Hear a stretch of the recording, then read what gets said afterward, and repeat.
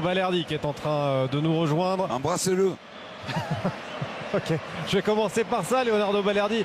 Il y a Jean-Louis Gasset qui est tout là-haut qui me dit de vous embrasser. Je ne vais pas le faire physiquement, mais l'idée est là. Vous avez fait une grosse deuxième période, Léo.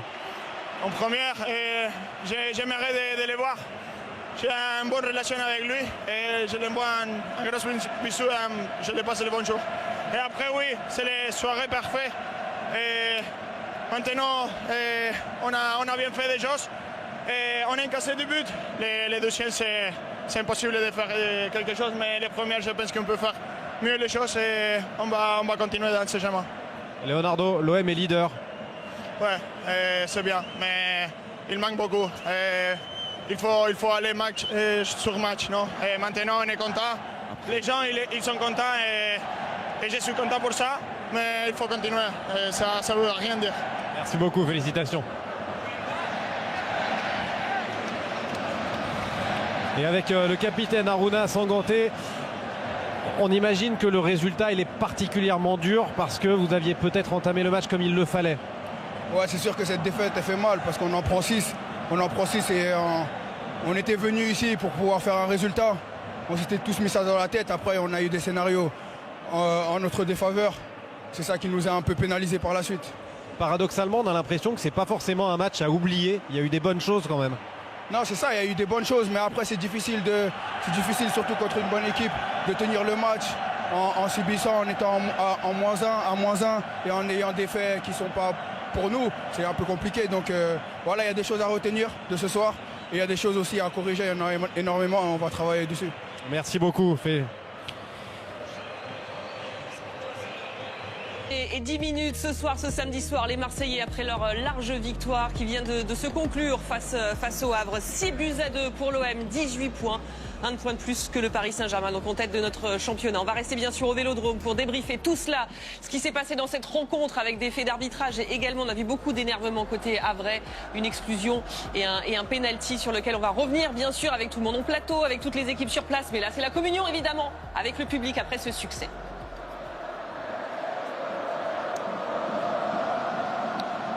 Bon, le Vélodrome dans ces conditions-là, c'est le rêve, quoi, évidemment, mettre autant de buts et pouvoir communier avec son public. On va revenir évidemment sur le fond et sur ce match et voir ce qu'il y a à redire. Mais en tout cas, déjà, comptablement, les Marseillais, ils sont là.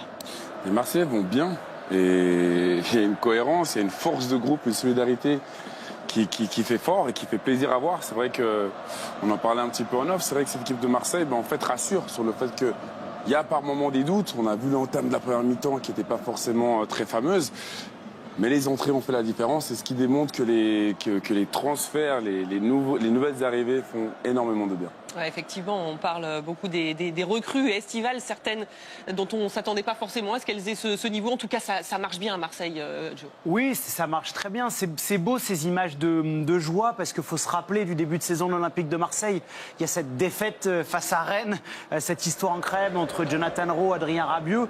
C'est le feu à Marseille. Et puis il y a cette victoire à domicile face à Lorient. On avait la sensation que c'était le début de quelque chose. Et depuis, l'Olympique de Marseille est tout simplement inarrêtable. C'est une formation qui se bonifie avec le temps, qui sait un peu mieux gérer ses matchs. Et il y a un peu moins de panique, un peu moins d'énervement. On en reparlera ce soir. Mais du coup, c'est pour ça que les images qu'on voit de joie, on sent qu'elles sont sincères, qu'elles sont honnêtes et qu'il y a une vraie belle communion. Ouais, moi je venais de naître. Ouais, j'avais un an. Oui, ça va. Si on n'est pas obligé de le savoir, ça soit. Moi j'étais né depuis très longtemps. 6-2 pour Marseille, donc en tête de notre championnat leader avec un Mason Greenwood élu homme du match et Timothée Mémon l'a rencontré après le match. Et on est avec Mason Greenwood. Mason, you did an incredible match, 4 goals tonight. C'était une soirée incroyable. Many people so 4 buts. to see you. Tellement de gens qui sont heureux de vous voir. Comment vous vous sentez? I'm over the moon too. Je suis sur la lune, j'ai jamais mis de triplé et de coup du chapeau, alors encore moins 4. Je suis tellement heureux pour ce soir. Merci mes partenaires, les membres du staff. Je veux vraiment les remercier. You're the leader of the championship. Vous êtes premier de Ligue 1, qu'est-ce que vous ressentez? At the moment right now it means nothing. Non, ça veut rien dire pour l'instant. Faut rester concentré et prendre les matchs les uns après les autres. Vous êtes humble. All the time about you. Vous voulez jamais parler de vous. About Robin Ovaz.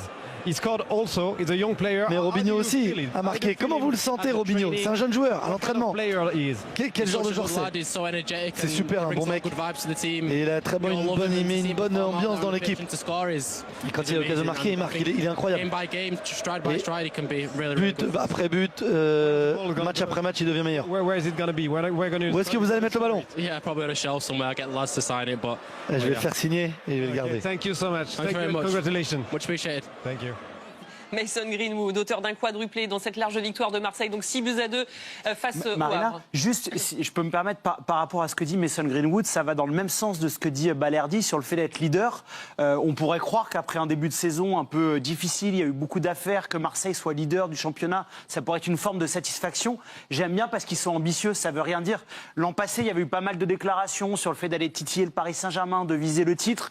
Ça s'est un peu retourné contre eux. Je pense que là, ils ont appris de leurs erreurs la saison passée. Ils veulent être ambitieux, ils le prouvent et c'est bien que les propos soient cohérents. Et on a hâte d'avoir les réactions havraises également. On a vu le président Jean-Michel Roussier être très énervé par la situation. La fin du match a été un petit peu tendue sur le banc et Didier Digard est en train de se préparer pour venir discuter avec Timothée Mémon et avec nous-mêmes bien sûr pour revenir sur ce large revers. Didier, bonsoir à Timothée et à vous. C'est vrai qu'on n'a pas revu encore précisément, on va dire, le moment, le tournant du match. Évidemment, ce carton rouge et ce pénalty. Est-ce qu'on commence tout de suite là-dessus? Parce que j'imagine que c'est pour vous le principal dans cette rencontre. J'ai plus envie d'en parler. Je me suis assez fatigué avec les arbitres. Il n'y a rien qui change. On est un petit club. On continue d'être arbitré comme un petit club, c'est tout.